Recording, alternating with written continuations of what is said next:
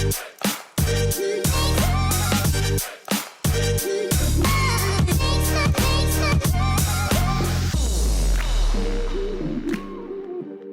everybody and welcome to this week's Motor Trade Radio podcast, brought to you in association with eBay Motors Group. It is Saturday the 21st of August and you're joined by myself, Philip Nothard. And me, Curtis Hutchinson. This is episode 44, season 7 of Motor Trade Radio, bringing you all the chatter that matters. And once again, we've gathered together this week's big car retailing stories across the franchised and independent sectors for you to enjoy all in one place, on demand, on your podcast feed. So we've got a few headlines this week, haven't we? I've been sort of a few days in sort of over the border there in Wales, Curtis, as you know. So yeah. They let you back in. They've let me in, and I'm not sure if they let me out or push me out, but yeah, I'm back out again. Yeah. So back at home, back in my office, and recording this. So no, it's been a nice few days down there in Wales, and brought some nice Welsh cake home with me as well. So and testing the Welsh whiskey whilst I was down there. So I'm apologies. Sure you did. Yes. Yeah. Apologies for those Scottish listeners this morning, but I have been on the Welsh whiskey this week. But no, I mean it's not been a massive week for headlines this week, has it? It hasn't really, no. I mean, we've got some interesting stories to cover, and we've got some city updates, and we've got some people updates as well. There's some high-profile people who've been moving around over the last week or so. We have, and it can't go and miss without mentioning the Robert Forrester, or was it Andy Goff? The interview there with Robert last week for the Big Boss Undercover. Which absolutely went down a storm, didn't it? I mean, the programme got some serious social hits and a lot of people talking about it for many, many different reasons. But yeah, a fantastic interview. And if anybody hasn't listened to last week's Saturday podcast, where we've got Robert talking about some of the sort of detail behind it, very much worth a listen if you've not listened to that. Yeah, definitely. And I think it was Tom Goff. Tom Goff, I do apologise. Goff, yeah, yes. I was thinking of somebody else there. I think on the yeah, that well-known history lecturer from Aberystwyth. That's the one. Yeah. And another shout out is for next week's show, actually, because we'll have Darren Martin from Cap HPI back with us, giving us an update on the current state of play with used values. Yeah. And if anybody is listening to this, they are going up. I won't do a spoiler alert, but the used values are increasing still. But we'll get Darren on. He can tell us a lot more details and what has happened in the month going into the month of September. That would actually be a major story if they were going down. Yeah, sorry about that. Yeah. But we've got some good headlines this week as well, though, haven't we? I mean, not many headlines, but definitely some good ones that are worth talking about this week. Yeah, so headlines this week are from Motor Trader, AM Car Dealer, Automotive News Europe, and the Evening Standard. So first story will be JATO highlights pricing challenge for electric vehicles and unearths price discrepancies between China, the US and Europe. Vertu Motors has upgraded its profit expectations but cautions over used car supply. Cambria's £82.5 million takeover. CEO dismisses US investors' poor deal allegations. So we'll give you an update on that. VW Group follows Toyota by announcing production cuts at its biggest plant as that chip shortage bites. And ex-Lookers bosses join the board of Fleet Alliance. Ex-Carshop CEO joins Kazoo. And Pentagon founder Trevor Reeve becomes direct valeting chairman following MBO.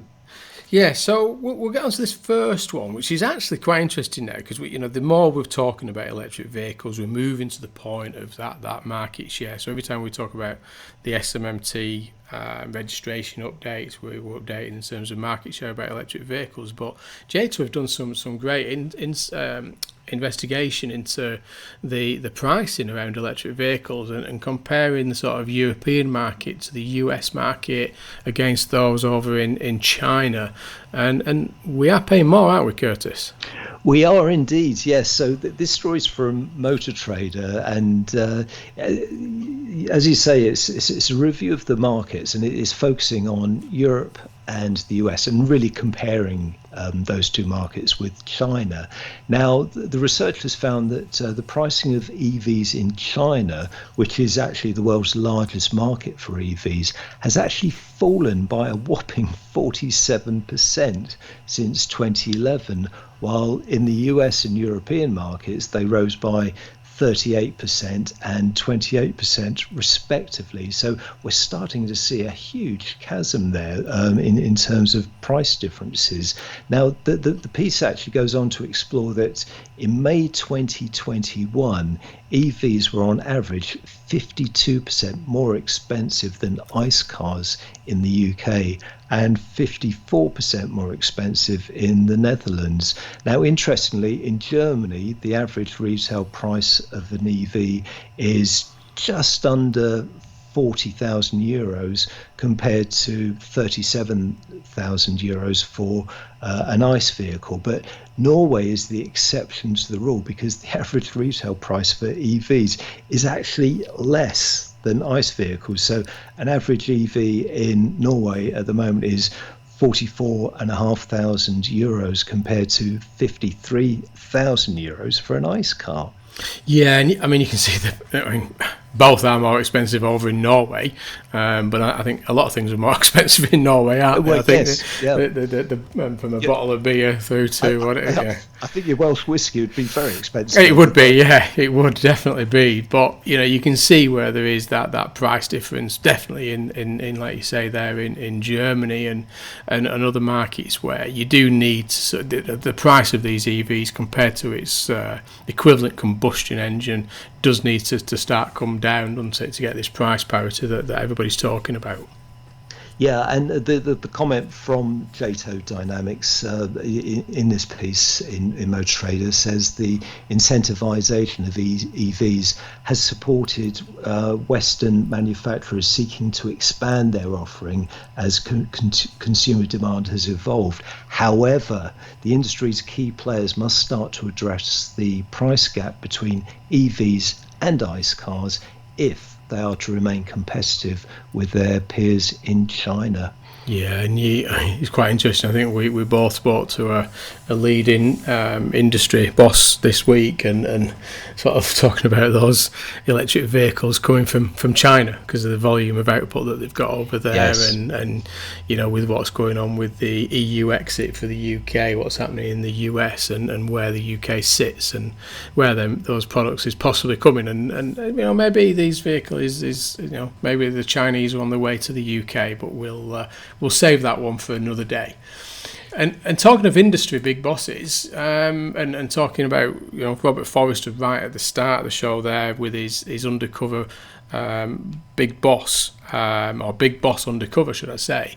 They've done an update on a trading update this week, haven't they, where Vertu Motors upgrades their profit expectations, but as you said at the start there, but does air caution over the used vehicle supply. So, he is warning that, they've had a good first half of the year, they have upgraded their forecast expectations, but used vehicle supply is becoming a big issue now.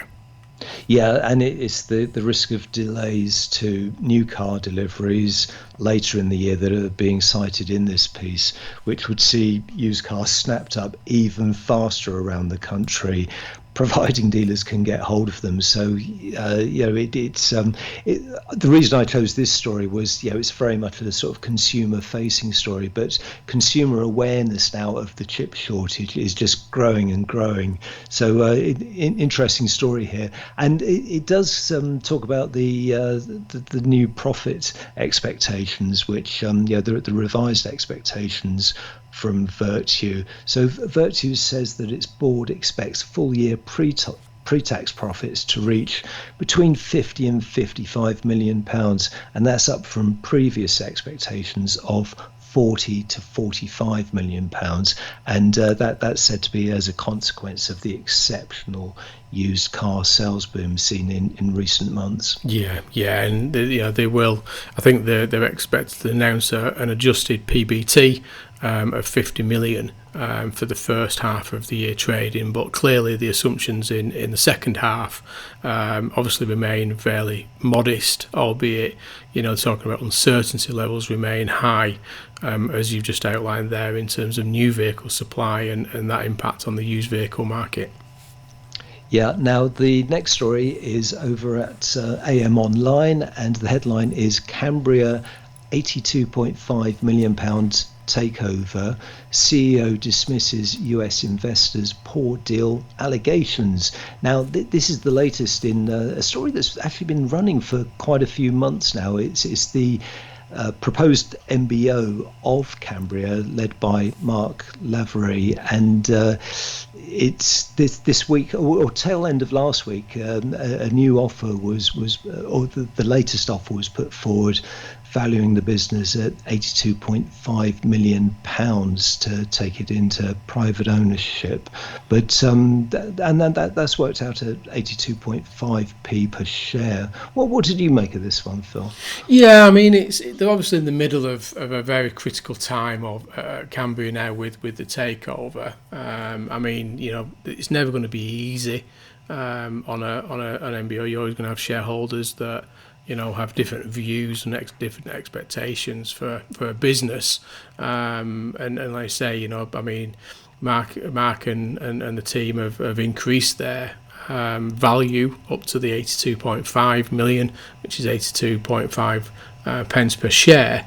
So I think they've pushed it up. I think they referenced the length of time that they've had the business. And the average that the shares have been. So over the last 11 years, we have employed stockbrokers and market analysts and dedicated millions of pounds and hundreds of man hours to sort of let the market know about the business they've built. So again, a very critical time now for Cambria. But obviously trying to push hard to get this MBO through. But I'm sure at some point we'll get Mark onto the podcast, and he'll tell us all about the story and the experiences and learnings of this MBO that he's gone through. Yeah, most definitely. So you're listening to All the Chatter That Matters on Motor Trade Radio, brought to you in association with eBay Motors Group. This is your weekly one-stop shop for all the biggest car retailing headlines, and available on demand wherever you are on your podcast feed. So as you were talking about earlier, Curtis, on the Vertu update, this is all about the supply of new vehicles, and we know that this week the news broke about Toyota cutting production in the second half of the year. Was it by 40%, I think? Yeah, it is, from September. From September, so they're talking about slashing its production plan by 40%. That was followed on swiftly, and you picked up the story there in Automotive News Europe, where VW Group cuts output at biggest plants as chip shortage bites. So again, the second in 48 hours where the manufacturers are now talking about the challenges and that sort of production cuts that they're going to sort of put in place, and they're talking about that the plant has idled its assembly line number 2 for 2 days because it's lack of chips. So again, looking at this production output from the manufacturers now, it looks like it is going to get worse in the second half of the year than what we've seen already. Yeah, and the story in Automotive News itemises what the VW brand are doing in terms of shutting production lines temporarily, but it also extends across the group to Audi and Seat, so they'll be shutting over different periods at different times, but this is all down to this chip shortage. And as you say, it followed hot on the heels of Toyota's announcement of slashing production by 40% from next month. And I did read this week that in the US, Ford's actually suspending production of its F-150 pickup, again for the same reason. Yeah, no, so I think we're now going to start to see this real bite now in the second half of the year around this production. And it is interesting now that certain manufacturers came out fairly early in terms of their risk and concerns around chip supply and the production challenges that they've got. But actually now, like you say, there in a matter of 48 hours, two of the bigger operators have obviously said that they are cutting production, and fairly brave that with Toyota. 40% is a significant number there, isn't it? Yeah, that's massive, and I think that's purely across their Japanese plants. I'm not sure how that impacts the UK. I don't think that's been discussed or announced yet. Yeah, so and talking about people now, so we've got a couple of returns to the industry, and the first one is a good friend Jonathan Dunkley, who was ex-Sytner. Or the car shop, many people might know him more connected with, and this is now the ex-car shop CEO and Sytner board member. Jonathan Dunkley joins Cazoo part-time in strategy role. So again, we saw Jonathan Dunkley leave car shop or Sytner supermarkets in previous years, where he got to the end of that tenure, and it was I'm not sure what he's been doing in between then and now, but he's obviously gone to Cazoo now. In a strategic role, so he's obviously looking at giving a bit of his expertise to Cazoo, and you cannot say that he was not successful though his time at car shop, can you? Well, no, I mean the former MD, CEO of Car Shop, which at the time of the Sytner acquisition was the biggest independent car supermarket group in the UK. So massive acquisition there, and Jonathan went as part of the acquisition, but only for a limited period. So he is re-emerging, and it's a part-time role as a senior strategic advisor. And there's an interesting comment in this story from Alex Chesterman, Cazoo founder, and that's just disappeared from my screen, Phil. I don't believe it. Yeah, his experience from running the UK's largest car supermarket business will be invaluable as we continue to deliver on our mission of providing the best car buying and selling experience for the consumer across the UK and Europe. So you see there that Jonathan is pictured in the article there, but interestingly it says that in the story is Jonathan is currently chairman of plant-based dessert company Over the Spoon, recently renamed Freaks of Nature, as well as managing partner of boutique private equity firm Camden Ventures, which is obviously where many in the industry will know Camden from the old days, and Camden Ventures more recently. So again, great to see Jonathan back at the helm of getting involved with things within the motor trade, because he's certainly got the experience and knowledge to give anybody, whether that's Cazoo or anybody else, that sort of strategic advice on what is successful and how to do it. Yeah, and there is a little teaser in the story, which I can now see again, nicely covered there, Phil, about Cazoo is preparing to launch fully in both France and Germany later this year. So, certainly having Jonathan on board there with a strategic eye on things will help that process. Yeah, I saw that with the UK and Europe connections now, so we'll see that.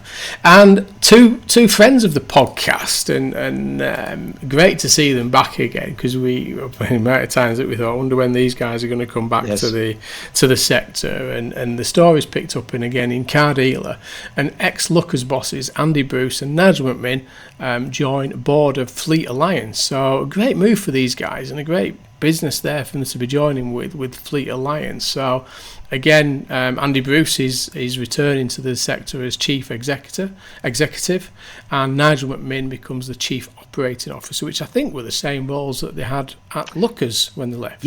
Yes, they were indeed. So the Glasgow-based fleet management and leasing business said, both Andy and Nigel will lead its next phase of growth, and they've I think what we'll see here is a rollout of the business, which has really started to home in on the EV side of supplying fleet vehicles. So interesting move at such a strategic time now. And Fleet Alliance Managing Director and shareholder Martin Brown now becomes chairman of the business. Yeah, and Nigel does comment in here saying that Fleet Alliance is the leading broker in the corporate and SME leasing market, and the aim is to develop this side of the business as the market moves to EVs. So again, from their position now, accelerating this business into that sort of electric vehicle market as we move ever closer to that deadline. But again, I'm sure we'll try and get Nigel or Andy on the podcast at some point, and he can tell us a little bit more detail of what his plans are, and maybe find out what he's been doing in between times, other than a bit of gardening. Yes.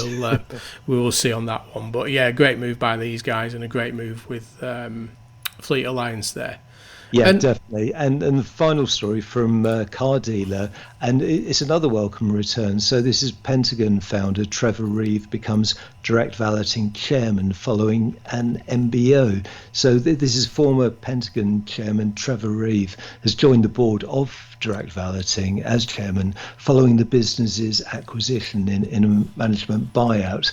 And we before we started recording, we were just recalling what the state of play was with Pentagon, because it was acquired by Motus back in 2017, and at the time operated 21 dealerships in Derbyshire, Nottinghamshire, Lincolnshire, Yorkshire and Greater Manchester. So a good sized business. And of course current MD is David Pill, the ex-Peugeot managing director who joined there a few months ago. So this is Trevor making a welcome return.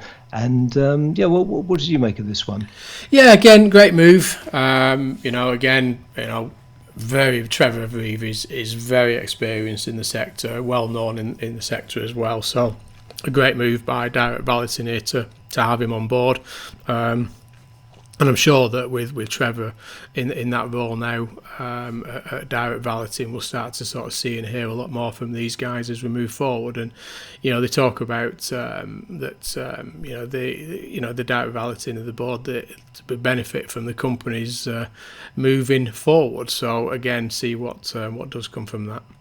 Yeah, and we know all about valeting from watching Robert Forrester trying his hand at it only last week. And in fact, in the interview, I asked him about valeting, and I said to him, well, presumably valeting is not particularly high on your agenda. And he pointedly said, no, it is. Strategically as a business, we do look at valeting. So it's hugely important for groups of all shapes and sizes. Yeah, but I think he did admit that he doesn't do his own. So. No. But I tell you what we'll do.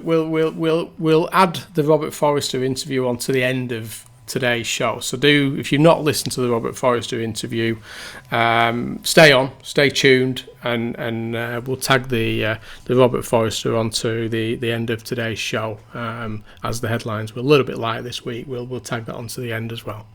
Yep. That's all for now. Yeah. You've been listening to the weekly Motor Trade Radio podcast, brought to you in association with eBay Motors Group. Thanks for joining us for all the chatter that matters. We're back next weekend with our take on what's happening in the car retailing sector. Until then, it's goodbye from me. And it's goodbye from him. And now the part of this podcast you've been waiting for, as we welcome undercover Big Boss. This time, presumably without a beard, wig and tank top, Vertu Motors CEO Robert Forrester. Welcome back to the podcast, Robert. Been up to much this week? It's been an interesting week this week. We've had GCSE results, A-level results, and a small part in a TV programme. Yes. No, I mean, welcome back, Robert, or should I say Tom Goff, I think, is right. is the other one, isn't it? So, and actually, I spoke to one of our general managers, actually, which featured in the programme, and he said the whole thing's just taken off in the dealership. Every customer coming in has asked for Tom this morning, and the place is actually on fire. Has anybody actually Googled who Tom Goff is? Is there a Tom Goff anywhere? Has anybody looked at that yet? I'm sure there is. He might have a very interesting Twitter feed now. You never know, do you? With these guys. Some poor bloke in America is now being bombarded. Or bombarded. Yes. Hashtag Tom Goff. He's like sat there. What's this got to do with me? But no, I mean it's great to have you back on. We've both enjoyed the show, and I can't wait to hear your take on how it came together, the feedback you've had. It must have been a big decision to do the show, or an easy one. I'm not so sure. And what the deciding factors were for you to do it. It wasn't a hard decision, really. I mean, I was approached to do it, and then we had a few sessions with ITV. I mean, the reasons for doing it were really quite clear. I'm a passionate believer that brand awareness is actually really important. Bristol Street Motors has a 44% UK population prompted brand awareness, and one, we need to keep that at that level, but two, really grow it. And this seemed an absolutely perfect opportunity to have a significant push to really bolster prompted brand awareness at practically zero cost, apart from my time. Yeah. So that's one. Two, clearly, I mean, 2.5 weeks undercover in your own business is brilliant, isn't it? I mean, you couldn't pay for it, could you really? Yes. And thirdly, there's also, and I think this will be borne out over time, a massive increase in internal morale. Yeah. There's been a massive buzz in our business. I mean, there were pizza parties last night. People's families were round. It was just like and this, all over the country, people were just waiting for this. Now, and I don't know what it's like. I'm sure some people, I'm sure one or two people from the motor industry from outside our group watched it, probably. Yeah. So I think that internal buzz, and before I did it, I actually spoke to the former chief executive Biffa, who'd done it, just to check, in this pre-2014, and he actually said the internal momentum point was actually the key punch for him, because obviously he's not a consumer brand, so it's slightly different. So no, I mean, I think there were very good reasons for doing it, and I've, as you know, during the pandemic, I've been trying to push myself out of my comfort zone into, Radio 5, Adrian Childs, The Question Time, Kay Burley, Sky News. And I thought this is almost the ultimate in pushing you out of your comfort zone, to be honest. So I thought it would actually do me good. Yeah, I think the jumping out of the van was probably pushing you quite far out of your comfort zone, to be fair, Robert. Yes, indeed. Yeah, because I mean, people I think the people in the sector know me pretty well, though the perception is not always reality. Yes. But I am a suited, tie, white shirt accountant. Really? Yeah. I'm glad you described yourself as that. Nobody else is that. and a self-declared data geek from last night, Robert. Well, I mean, the other thing about this program is it's heavily formatted, okay, and it's an entertainment show, so it has its limitations. So, for example, there was no discussion of team. Now, you two know, and most people in the sector know. We've got a very, very strong team. It's not. I haven't built this company on my own. It's absolute nonsense. So it's quite formatted, and you've got to make it interesting, and there's got to be a story. Yeah. So one of the threads of the story, and the people who make this program are awesomely professional. They are absolutely. They do Celebrity Gogglebox and all kinds of programs. Very, very good programs. So they've got a strain of where they want to go. And part of the story was, let's take a numbers-obsessed man and then see if he can deal with people and has he learned anything. Now, in fairness, and it was actually in the programme, I have read How to Win Friends and Influence People, and I've actually understood that data is important, but people are also quite important. Yes. So there was a little bit of artistic licence in all that, really, I think, but it made the point. And I think it made it very well. Yeah, definitely. And tell us a bit about the preparation, Robert, because it was interesting. You said this just then. It was done over the course of 2.5 weeks, because of course, watching it on TV, it looks as though it's just 2 or 3 days. So, oh God, no. I mean, what people don't realise is there were 3 people in that programme really yesterday. 3 people featured. Yeah. There were actually 7 people who we did the entire thing for. right, So they yeah, cherry picked 3 out of 7. yes, They spent. I mean, listen, I've never made a TV program before. May never make one again. But they spent 8 hours at my house with my family, and it generated 55 seconds of TV. yeah, Yeah. yeah, And I'm not Yeah. being funny, but I said everything at least 10 times. yes, Yeah. And I got, my knowledge of, right, we'll do the sync shot, right, we'll do the non-sync shot. You actually got quite knowledgeable by the end of it. But it just taken an eternal amount of time. and just to provide a bit of background, Robert, a couple of questions here. When was it filmed, and were the respective GMs that the sites that you visited, were they in on the secret? Right, it was filmed in April. Yeah. And what actually happened was the researchers went around the group, Bristol Street Motors branded, obviously, and interviewed loads of people, speed dating almost, to try and identify stories, characters, etc., etc. I had no involvement in that whatsoever. The people then had to agree to go on the telly, because no point finding somebody who didn't agree to go on the telly. Yeah. And therefore I had no idea where I was going or who I was seeing. The general managers were aware, clearly, that there was a TV programme being made, and the cover story was the cover story, i.e. we're making a programme about different careers, and it's to highlight different aspects of the motor industry, about whether this guy wants to get a job in it. As simple as that. So the cover story was the Tom Goff cover story. Yeah. So the general managers, whole film crew turns up for the day. I mean, the general manager should know, shouldn't he? What the general manager did not know, actually, with in one case where that was not the case, where we actually brought him in the loop, was they had no idea it was me. Right. At all. On set. But did anyone recognise you over the course of those 2.5 weeks? Yes, in a limited, very, very limited manner. And I've been hilarious. The number of people. Well, I'd have spotted you. Yes. Well, I'd have spotted you. Well, hang on a minute. You mean on the basis of a video, which you know is me to start off with, where you're trying to spot me, but actually there's only me in it, this video. I mean, that's not spotting me.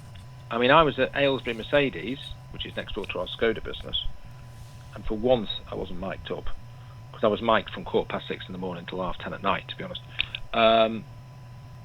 And my Mercedes-Benz director was in the car park. And I thought, oh, this will be interesting. So I got within half a metre of him, and he didn't know it was me. Brilliant. Was it until you spoke though, Robert? Oh, I did. Oh, yes. He couldn't. He was dumbfounded for about 5 hours. I'd walked past him 3 times. Honestly, I'd walked past him 3 times before.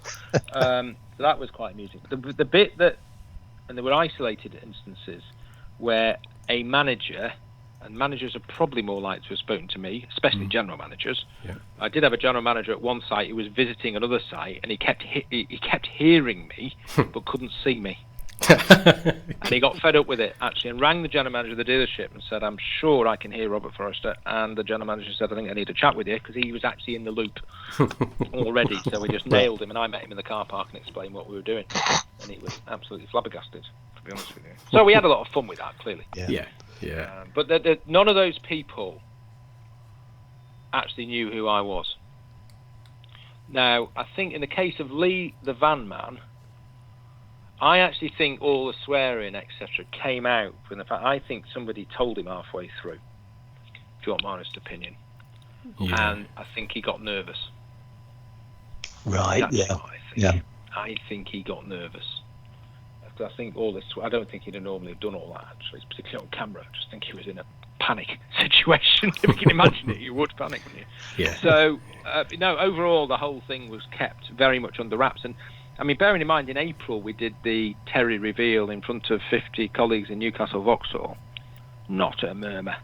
in our business. It was kept really tight. And I remember, I actually, on a Saturday morning, full with beard, etc., rang each of my operations directors on FaceTime to tell them what I'd been doing.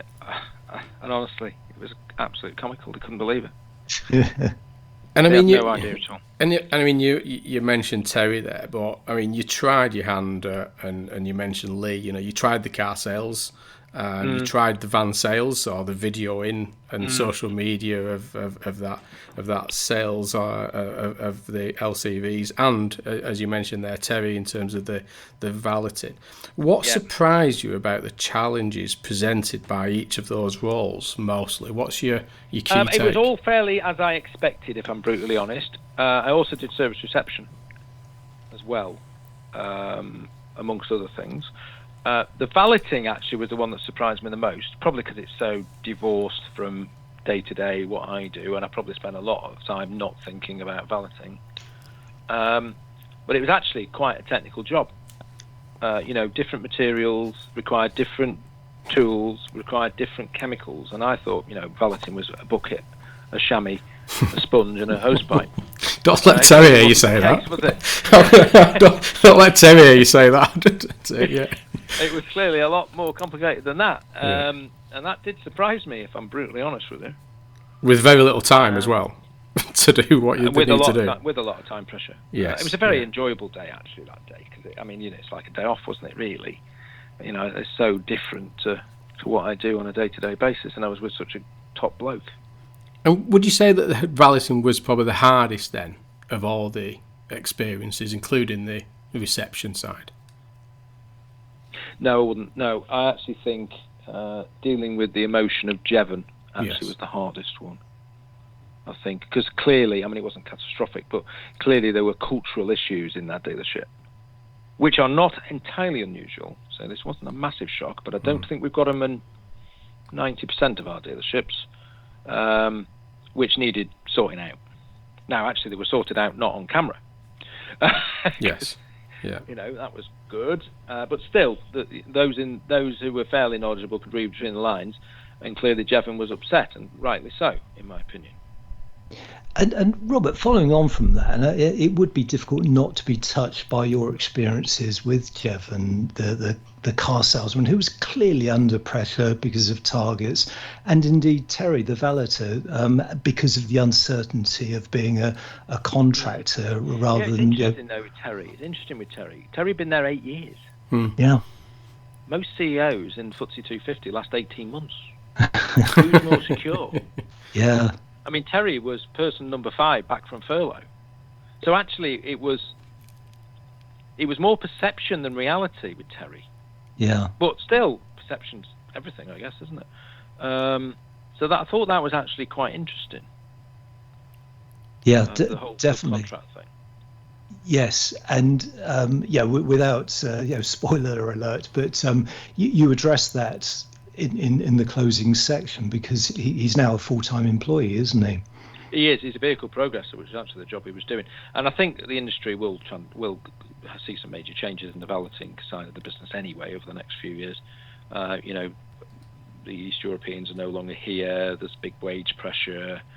The IR35 changes. So, there's a lot of work to do on valeting, I suspect.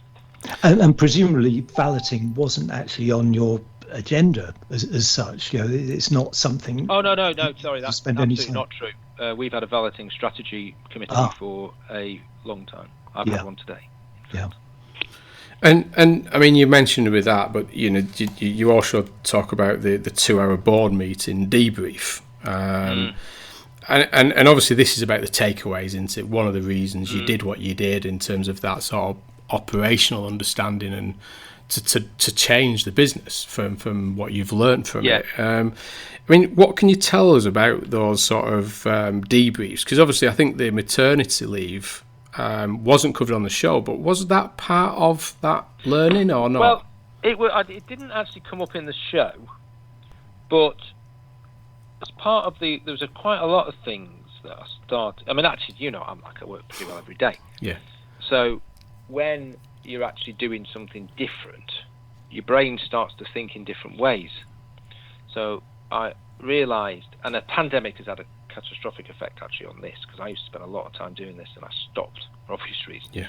But when you go to a dealership, it's quite easy, isn't it, for senior management to get out, go in the front door, up to the meeting room, laptop on, meet senior management, go downstairs, go home. And to be honest, you might as well do that on Teams. Pointless. Yeah. So what certainly the undercover boss thing said to me, right, okay, we're out of pandemic, let's get back to reality. So what I've been doing, which I think is really useful, is saying to the general manager, right, I'm there all day, I'm there half a day, I'd like an hour with 8 colleagues picked at random, tea and cakes or tea and lunch with you, no senior management, and we'll listen. And I've started to do that the last couple of months, and it's been really, really useful. And I'm actually, not new news, sometimes you can be with management great, but actually you don't know what the questions are. Yeah. You can't answer questions if you don't know what the questions are. The people on the ground not only know the answers, they know what the question is. And we have made quite a lot of changes actually over the last few months from those sessions. As well, clearly we're in very tight labour markets. We've got to make sure we're an employer that people want to work in, and the maternity leave was all maternity pay was all in that mix of, right, how can we help, how can we improve, how can we become a better employer. So I think it was not directly linked, but probably indirectly linked, I suspect. Yeah. And I mean, and conscious of your time, because I think you've got a lot of work to get on with everything, and probably, as you say, a lot of messages to get back to since the show has aired. But you've talked about obviously how long this for the a lot of editing goes into the shows, and it's 2.5 weeks for 45 minutes of a show in the end there. Just thinking about which bits did you really enjoy? What's the best bit that you've took from this in terms of the enjoyable bit, and which bit didn't you enjoy? There were 2 bits that I found difficult. The first day undercover, because actually getting your mind around what on earth you're trying to do is really difficult. You're trying to protect the company. You're trying to pretend to be somebody else. Do you pretend to be somebody else, which then, by definition, means you're not necessarily competent? Because we do have sales training for a reason. Don't we? Yes. We don't just pick people off the street and say, right, go and sell a car. So I tried to stay in character as much, and I found that quite difficult, actually, for the first days. After that was fine. And then the situation around, you and me, Philip, have spoken about this a lot over the years. I am a bit anal about values. I don't like values being breached. I don't like people not being treated with respect. So I found the Jevons thing. Well, actually, I was in my stride by this point, so I knew I could sort it out. But I'm glad that wasn't day one, actually. Yeah, it could have changed the tone for the rest of it. Yeah. No, it's. I mean, like you say, in terms of the training, if it were that easy, you'd just buy everyone a Dale Carnegie book and get on with it. No, and I did actually. I got fed up with being incompetent actually for a while, and I ended up on service reception at Gloucester. A very, very nice, very talented service advisor, female for service advisor, and she said, I spent a few hours with her, and she said, right, we're now going to do a follow-up call. I said, oh, lovely. So I'm going to do one, then you're going to do one. So I thought, right, excellent. Give me a pad and a pen. So she did her follow-up call to a customer who had been in the day before, and I made notes, and I thought to myself, actually, I'm well fed up with this. So I did a follow-up call, and I did it properly. I mean, it was seriously decent. And I put the phone down, I looked at her, and she looked at me, and she said, that was better than mine, wasn't it? I said, I think you'll find it was. Because it never made the show. And if I'd have gone doing that all the way through, to be brutally honest, it wouldn't have made much of a show, would it? No, that's your perfectionist side and doing things right came out on that one, I suspect. But no, and like you say, holding that in was probably, like you say, a challenge for you to do things right. And I realised I was making an entertainment. It wasn't a John Harvey Jones Goes Large. It was it was a entertainment show at 9 o'clock on ITV, and that's what you had to deliver, and that was the deal. Yeah.